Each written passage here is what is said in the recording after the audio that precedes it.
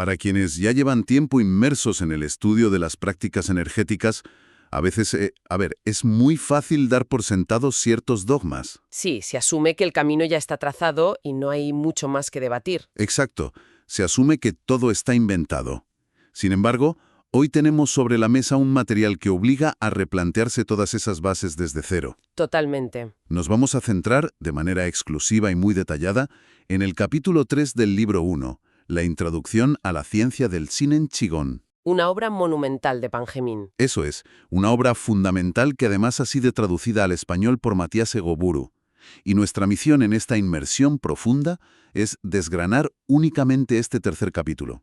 Y fíjate que no es un capítulo cualquiera. Para nada, porque lo que hace el autor aquí no es simplemente añadir una nueva postura o una técnica más al repertorio. No, es un cambio de paradigma. Es coger milenios de misticismo, de prácticas que a menudo rozaban lo puramente esotérico, y estructurarlo todo bajo un marco puramente científico, metodológico y sociológico. Vale, vamos a desempacar esto, porque este tercer capítulo promete diseccionar cómo se desarrolla la inteligencia humana.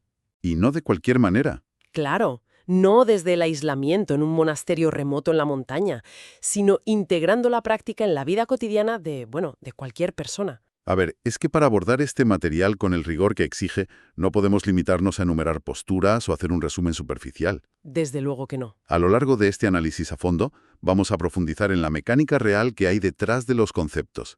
El capítulo 3 es, en esencia, el armazón teórico que sostiene absolutamente todo el sistema. Es el cimiento. Lo lleva todo al terreno de lo cuantificable, ¿verdad? Sí, argumentando que la conciencia misma es una forma de materia, una materia que puede y que de hecho debe ser estudiada metódicamente. Claro, y para entender esa premisa, creo que el mejor punto de partida es la propia etimología que el texto desglosa de una forma súper minuciosa. Es vital empezar por ahí. El capítulo dedica un espacio considerable a definir qué significa exactamente Shinen Qigong. Y según explica, Shi no es un concepto así etéreo o mágico. No, tiene una base muy fisiológica. Eso es. Hace referencia a la sabiduría, pero concretamente a las funciones de la corteza cerebral, a la capacidad de procesar, sintetizar y aplicar la información que nos llega del mundo exterior. Y luego tenemos la parte de Nen. Exacto, que se refiere a la capacidad intrínseca.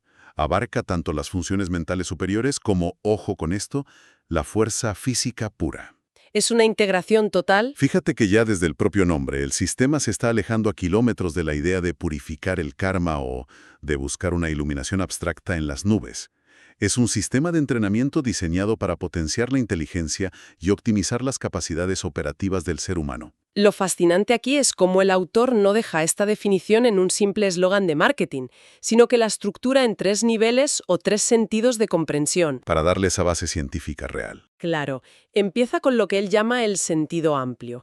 Esto engloba, cualquier práctica destinada a mejorar la inteligencia normal y eventualmente desarrollar habilidades que escapan a la norma. Lo que llama inteligencia supernormal. Eso es, pero es en el sentido estricto donde el texto hace una revisión histórica que a mí me parece clave para entender la magnitud del cambio que propone este sistema. Esa revisión histórica es brutal, literalmente brutal. Sí, no se anda con rodeos. El libro describe las prácticas tradicionales, esas que eran súper secretas, que se usaban para abrir la llamada puerta celestial, el Tianmen. Ese punto específico en la coronilla. Exactamente. Y los detalles que aporta sobre los métodos antiguos son crudos, pero crudos de verdad.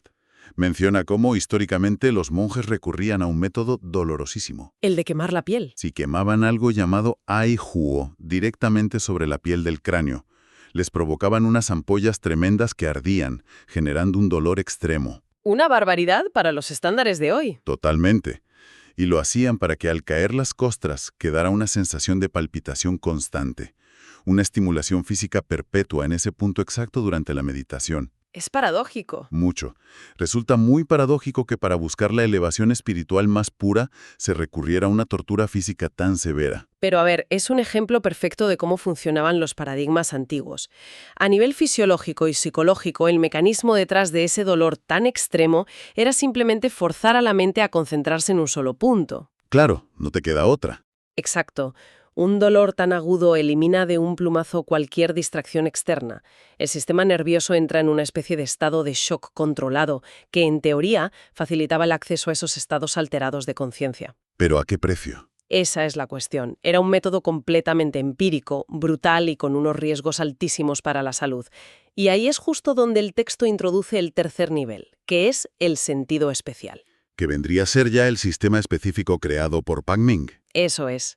Entiendo que la promesa principal aquí es lograr esa misma apertura, ese desarrollo de la inteligencia supernormal, pero de una forma 100% segura y rápida. Sin necesidad de quemarle la cabeza a nadie. Menos mal. Y sin depender tampoco de que un maestro venga y te abra el Tianmen físicamente con su energía. Exactamente. El sentido especial define al Qin en Qigong como una ciencia de vanguardia. Y el argumento que plantea el autor es muy audaz. A nivel epistemológico es un salto enorme. Sí. Señala que la ciencia moderna tradicional tiene un límite metodológico claro. Estudia el mundo físico, químico y biológico utilizando instrumentos externos. Microscopios, escáneres, ese tipo de cosas. Claro, herramientas que están separadas del investigador. En contraste, la ciencia del Qin en Qigong postula que el objeto de estudio es el movimiento de la propia vida y la conciencia. Y el instrumento no puede ser externo. Exacto. Defiende que el único instrumento capaz de investigar esto, con una precisión real, es la propia inteligencia supernormal del ser humano. En lugar de mirar a través de una lente de cristal, el investigador afina su propia conciencia para percibir directamente la realidad a un nivel microscópico o energético. Es fascinante. Es una disciplina que busca unificar tres pilares fundamentales que normalmente vemos separados: la verdad que es propia de la ciencia, la belleza que es inherente al arte y la bondad que representa la moralidad. Es un salto conceptual enorme, como decíamos. Pasar de depender de un trauma físico a utilizar tu propia conciencia bien educada como si fuera un instrumento de laboratorio de alta precisión. Totalmente. Y esto los lleva a una de las diferencias más radicales que plantea el capítulo 3 frente a otras ramas más tradicionales del Qigong. Me refiero a la teoría del Hun Yuan Qi. Ah, sí, esto es clave. Porque, para alguien que ya tiene ciertas nociones de medicina tradicional china, lo más habitual es pensar automáticamente en equilibrar el yin y el yang. O en seguir el trayecto exacto de los meridianos. O en aplicar la famosa teoría de los 5 elementos. Pero este sistema descarta ese enfoque casi por completo. Lo simplifica de una manera drástica, la verdad. La teoría del Hun Yuan Qi va directa a la materia prima fundamental, al chi primigenio indiferenciado. Y el libro utiliza una analogía muy visual y muy bonita para explicar este cambio de paradigma. La metáfora del árbol. Esa misma. Sí, argumenta que las prácticas tradicionales se centran demasiado en las hojas y en las ramas, que, si lo llevamos al cuerpo humano, equivaldrían a los meridianos específicos o a los órganos individuales. Cada hoja es un punto. Exacto. Pero el enfoque de Pan Ming es que no hace falta, ni es eficiente, tratar de nutrir cada pequeña hoja de manera individual. Si te centras en el tronco del árbol, es decir, en el chi fundamental del cuerpo en su totalidad, y te aseguras de que ese tronco sea robusto, Y esté lleno de vitalidad, pues las ramas y las hojas van a florecer por sí solas, siguiendo simplemente el orden natural de la biología. No tienes que forzarlas. y esa metáfora del árbol nos revela una distinción metodológica crucial entre lo que son los sistemas cerrados y los sistemas abiertos. Muy importante esto. Si analizamos el taoísmo o el budismo tradicional, vemos que operaban estrictamente bajo un sistema cerrado. La prioridad absoluta del practicante era sellar sus sentidos. Aislarse completamente del exterior. Sí, aislarse y encerrar toda la esencia y la energía dentro de su propio cuerpo para cultivarla ahí como en una olla a presión. Y refinarla durante años. Años o décadas. Y solo después de muchísimo tiempo, cuando se alcanzaba un nivel de maestría altísimo, se permitía el intercambio energético con el universo. Pero el Qin Qigong opera de forma diametralmente opuesta. Es un sistema abierto desde el minuto 1. Desde la primera postura. No se aísla la energía, al contrario, se enseña a mezclar constantemente el propio chi del individuo con el inagotable chi de la naturaleza. Se rompe esa barrera ilusoria entre el yo y el entorno de forma deliberada e inmediata. Aquí es donde se pone realmente interesante, porque esa apertura no es únicamente hacia la naturaleza en un sentido ecológico o de montañas y ríos. Es una apertura hacia la sociedad, hacia los demás seres humanos. Y eso introduce la gran innovación técnica que detalla el capítulo, que es el campo grupal o Qichang. Una revolución metodológica. Históricamente, y el texto lo recuerda muy bien, existía ese viejo refrán de que el Dharma no llega a 6 oídos. Todo era secreto. Todo el conocimiento vital era un tesoro oculto, transmitido a puerta cerrada de un maestro a un único discípulo elegido, casi en susurros.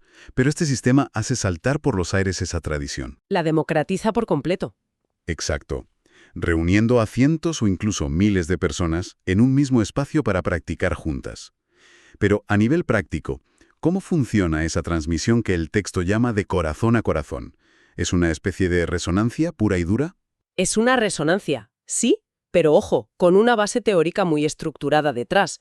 No es simplemente una cuestión de popularizar el Qigong porque quede bien, es una auténtica tecnología social. Tecnología social, me gusta el término.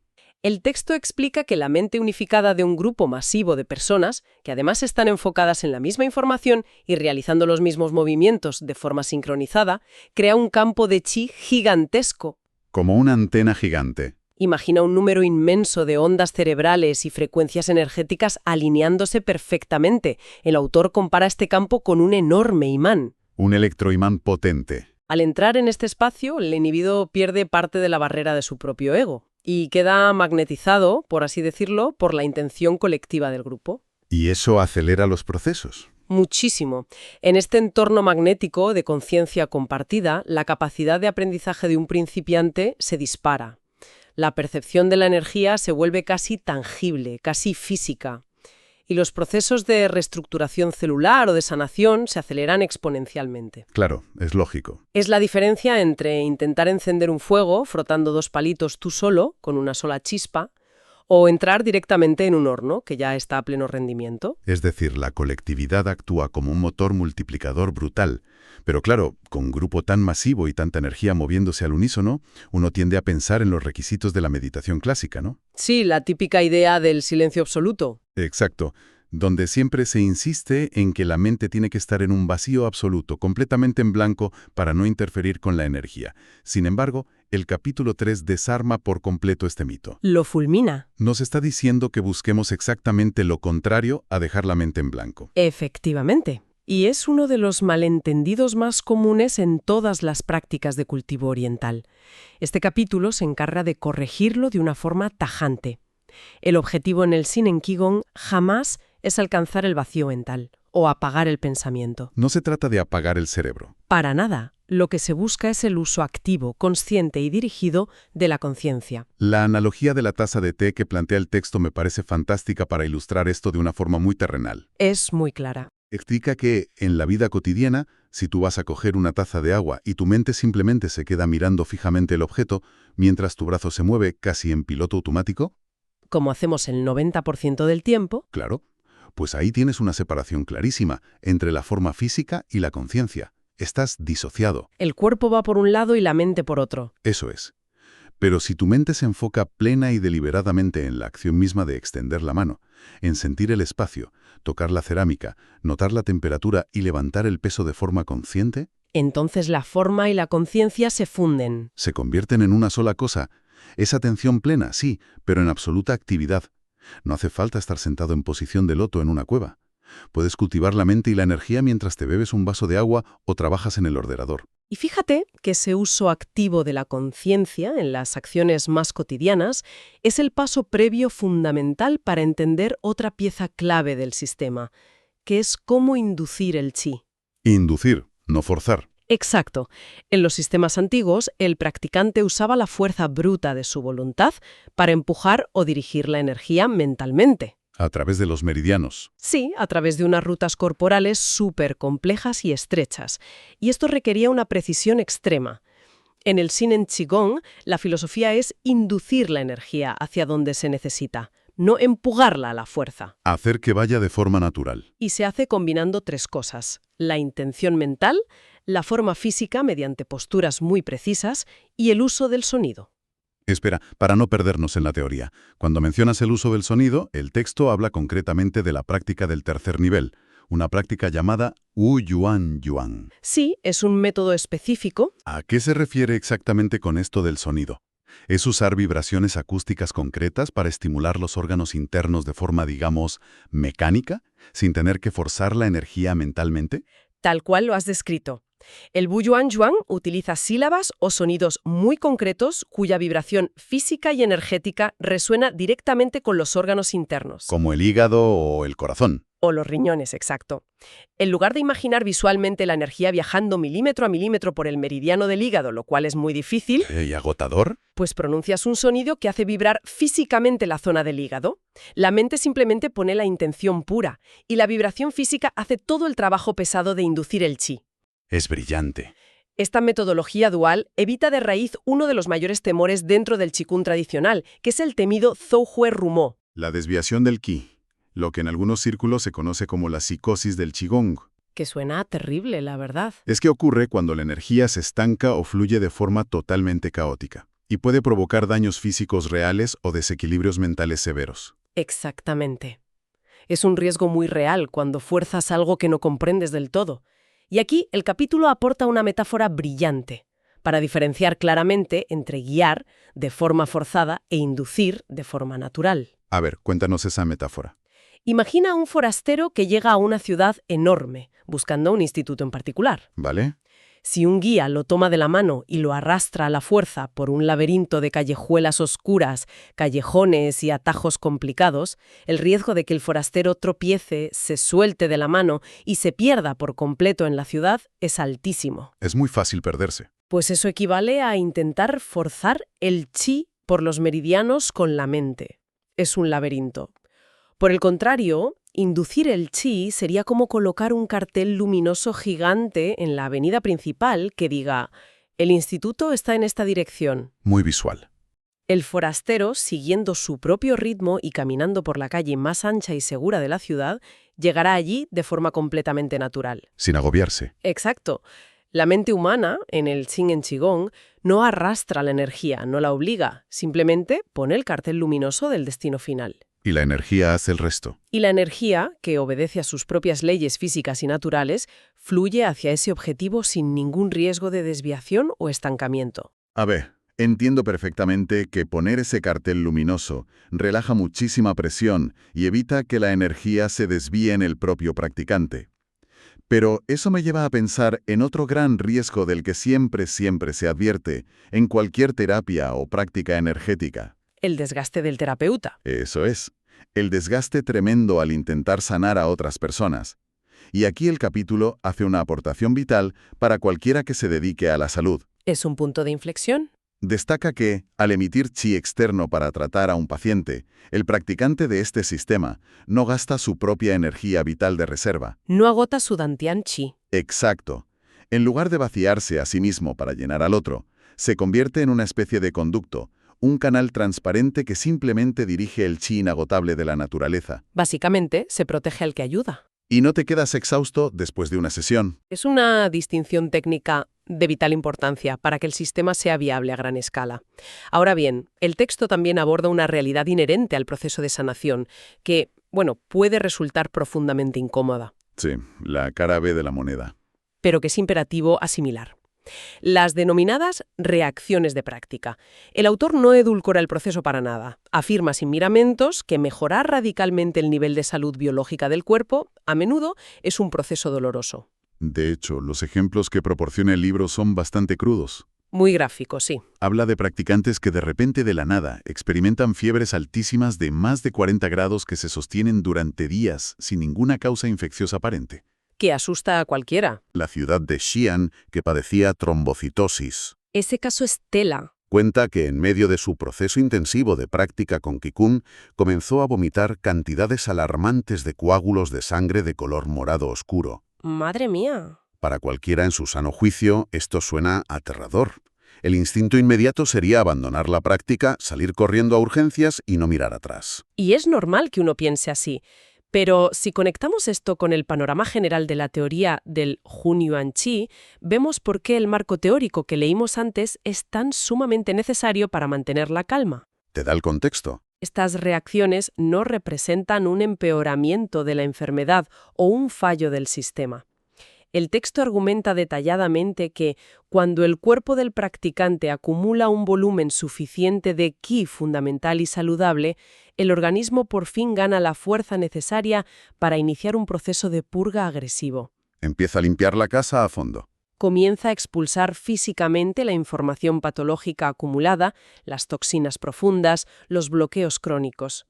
Lo que el practicante está experimentando no es la enfermedad atacando de nuevo, Sino el cuerpo defendiéndose. es el cuerpo reestructurándose violentamente hacia un orden celular y funcional superior. Esas fiebres o esa expulsión de sangre son en realidad el mecanismo fisiológico de limpieza trabajando a su máxima capacidad operativa. Haciendo su trabajo, vamos. Por eso el autor insiste tanto en que siempre que se comprenda bien la teoría, no se debe temer ni detener la práctica ante una de estas crisis de sanación. Son el peaje necesario para acceder a un nuevo gradiente de salud. Entonces, ¿qué significa todo esto a un nivel más amplio? Porque es evidente, leyendo el capítulo, que no se detiene únicamente en la biología, la medicina o la técnica personal. No, trasciende lo individual. Da un salto argumental enorme hacia la evolución estructural de la propia sociedad humana. Es una visión muy macro. Contextualiza que para que el Qigong sea verdaderamente efectivo hoy en día, exige como prerequisito desmitificar todos esos secretos feudales y supersticiones del pasado. Sacarlo de las sombras. Establece que el Qigong no puede seguir siendo un tesoro escondido en templos remotos, debe transformarse en una ciencia de masas. Accesible para todos. Una ciencia con un impacto social medible y diseñada explícitamente para mejorar el rendimiento y la vida diaria del ciudadano de a pie. Y aquí llegamos a un punto donde el texto fuente realiza un análisis sociopolítico muy explícito y muy anclado en el contexto de su época y de su autor, Pan Ming. Hay que contextualizarlo bien.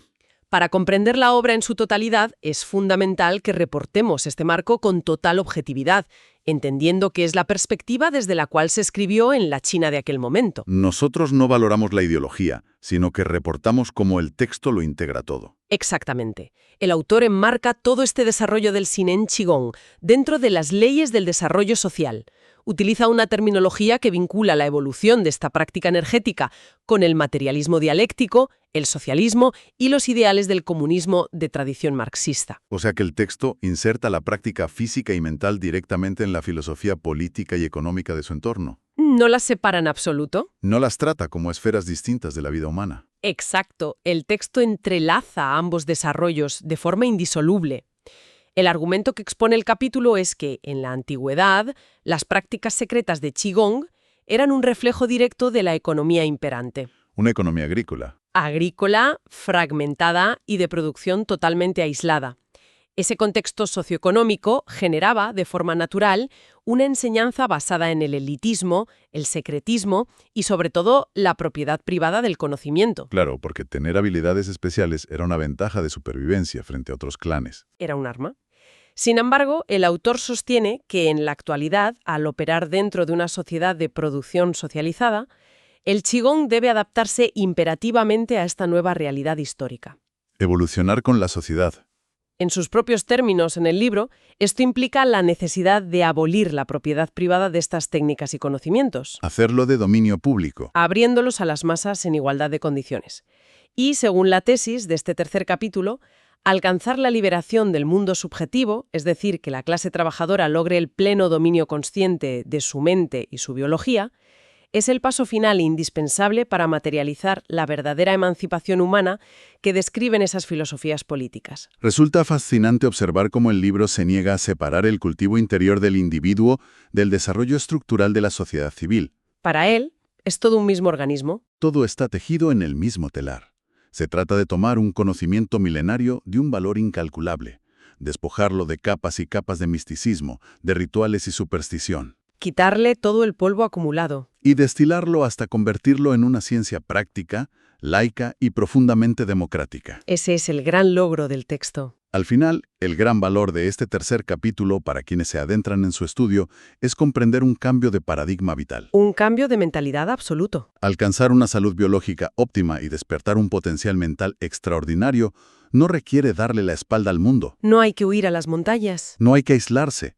Requiere interactuar con la sociedad y con el entorno de una manera radicalmente consciente. Aplicando la atención plena. aplicándola a la acción más mecánica y mundana, ya sea trabajar frente a un ordenador en una oficina, caminar por una calle ruidosa o, como ilustra el propio texto también, sostener una simple taza de agua con total presencia mental.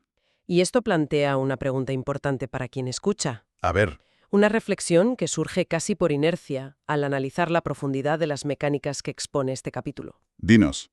Si, como el texto postula con tanta firmeza teórica, la conciencia humana no es una ilusión etérea, sino una capacidad material tangible, capaz de reestructurar nuestra propia biología celular, Sí, y además, si esa misma conciencia tiene la propiedad real de entrelazarse y amplificarse al unirse con otras a través de un inmenso campo grupal unificado, el famoso Chichang. exacto, ¿qué sucedería si, en algún momento, a nivel global, un porcentaje significativo de la humanidad aprendiera a sincronizar ese campo de manera deliberada?